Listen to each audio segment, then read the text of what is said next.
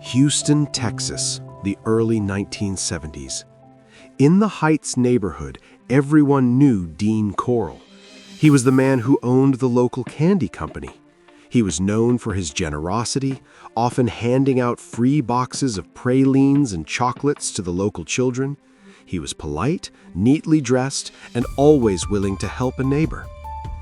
But Dean Corll had a secret that would eventually shatter the innocence of the entire city. He wasn't just a candy maker, he was a master manipulator. He realized that to hunt effectively, he didn't need to hide in the shadows. He needed to be the most trusted man on the block. He used his nice guy persona as a cloak, hiding a darkness that the local police couldn't even imagine. Corll's strategy was unique and terrifying. He didn't work alone. He recruited two local teenagers, David Brooks and Elmer Wayne Henley, to act as his scouts. He bribed them with money, cars, and the promise of a cool lifestyle. Their job was to lure their own friends and classmates to Corll's home for parties. Because the boys were inviting people they knew, the victims walked right through the front door without a second thought. Between 1970 and 1973, dozens of young men vanished from the streets of Houston. Families pleaded with the police, but in the 70s, many of these disappearances were dismissed as runaways. The police didn't realize that while they were ignoring the missing person reports, the Candyman was turning a quiet boat storage shed into a graveyard. The horror finally came to an end on August 8, 1973, in a way no one expected. Corll had brought Elmer Wayne Henley and two other teenagers to his home, but the dynamic had changed. Henley, who had been Corll's accomplice for years, suddenly realized that he was no longer the partner. He was the next target. In a moment of pure survival instinct, Henley managed to get hold of Corll's own .22 caliber pistol. As Corll lunged at him, Henley fired. The Candyman fell dead on his own floor. When the police arrived, they expected a simple case of self-defense between two acquaintances. Then, Henley began to talk. He led the officers to a rented boat shed, and what they found inside changed the city of Houston forever. Under the dirt floor of that shed, police discovered the remains of 28 young men. It was, at the time, the most prolific serial murder case in American history. The city was in shock. The man who had given their children candy was the monster who had taken them away. Corll never stood trial, but his accomplices were sentenced to hundreds of years in prison. This story remains a haunting lesson in the danger of the familiar. It proves that sometimes the most dangerous predator isn't the stranger in the bushes. It's the person in the bright house at the end of the street, offering you something sweet with a smile that hides a soul of pure ice.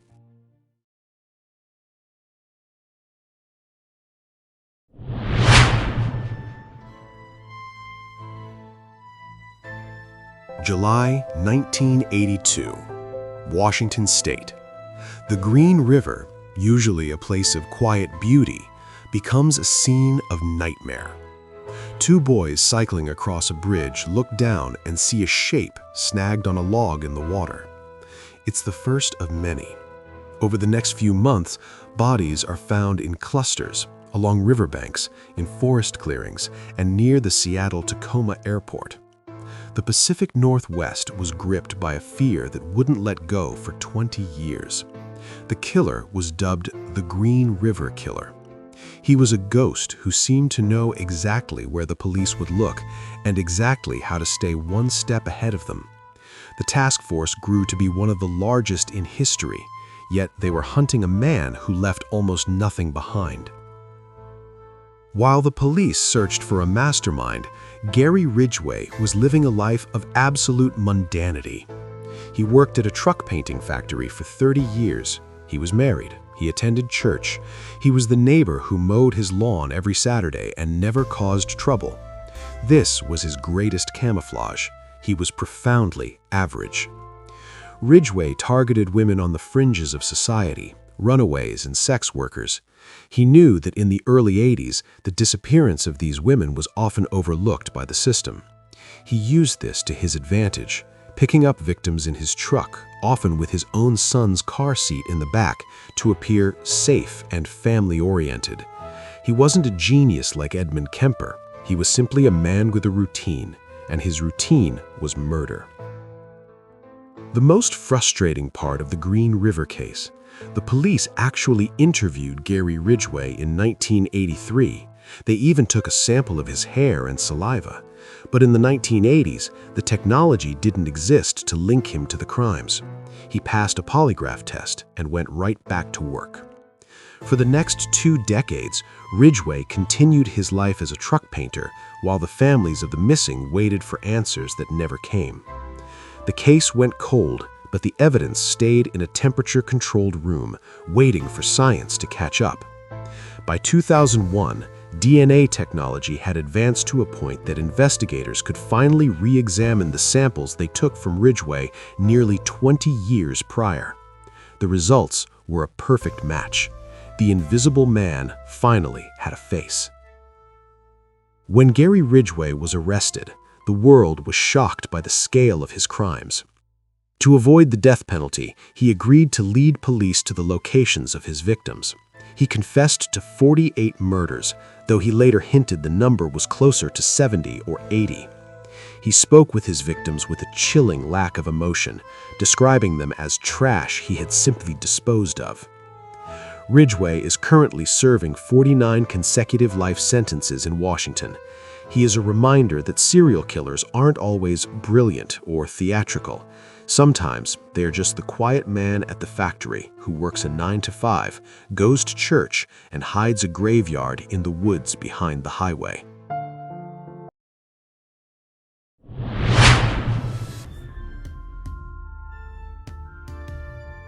Wichita, Kansas, January 1974. A family of 4 is found dead in their quiet suburban home.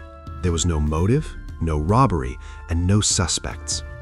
The city was paralyzed with fear, but the killer didn't want to stay in the shadows. He wanted to be famous. He wrote a letter to the local newspaper demanding a name for himself. He suggested the B.T.K. Strangler, which stood for bind, torture, kill. He wasn't just a murderer, he was a narcissist who craved the spotlight. He would call the police from payphones to report his own crimes and leave poems in library books. He wanted Wichita to know that he was the one in control, a monster who could strike any house at any time. While the police hunted for a madman, Dennis Rader was living the definition of a respectable life. He was a husband, a father of 2, and a leader in his local church. Even more chillingly, he worked as a compliance officer for the city and a security system installer. He was the man people paid to keep them safe from the very person he actually was. Rader was obsessed with rules and order. In his professional life, he would hand out tickets for overgrown lawns or unleashed dogs. In his secret life, he was a cold-blooded stalker who kept detailed hit kits in his van. He used his official-looking uniform to put victims at ease, acting as a protector while he scouted their homes. He lived this double life for nearly 30 years, and for a long time, it seemed like he would get away with it forever. In the late 80s, B.T.K. suddenly went silent. The murders stopped. To the police, it was a cold case. To the public, he was a ghost of the past. Rader had settled into a quiet middle age, focusing on his church and his family. But his ego wouldn't let him stay forgotten. In 2004, a local newspaper ran a story on the 30th anniversary of the first B.T.K. murders. Rader, unable to stand the idea that people might think he was dead or caught, began sending letters again. He was like an aging actor who wanted one last curtain call. He started a game of cat and mouse with the police, asking them if they could trace a floppy disk if he sent one. The police lied. They told him through a newspaper ad, "You can't be traced through a disk, it's safe." Rader believed them. He sent a purple floppy disk to a local TV station, thinking his secret was secure. But within hours, forensic experts found a deleted file on the disk. The metadata showed the name Dennis and a link to a Christ Lutheran church. A quick Google search led police straight to the church's president, Dennis Rader. When they arrested him in February 2005, he was shocked. He actually asked the police, "Why did you lie to me?" He couldn't believe his own ego had been his undoing. Today, Dennis Rader is serving 10 consecutive life sentences. He is a reminder that while a killer may be able to hide from the law for decades, they can never truly hide from their own desperate need for attention.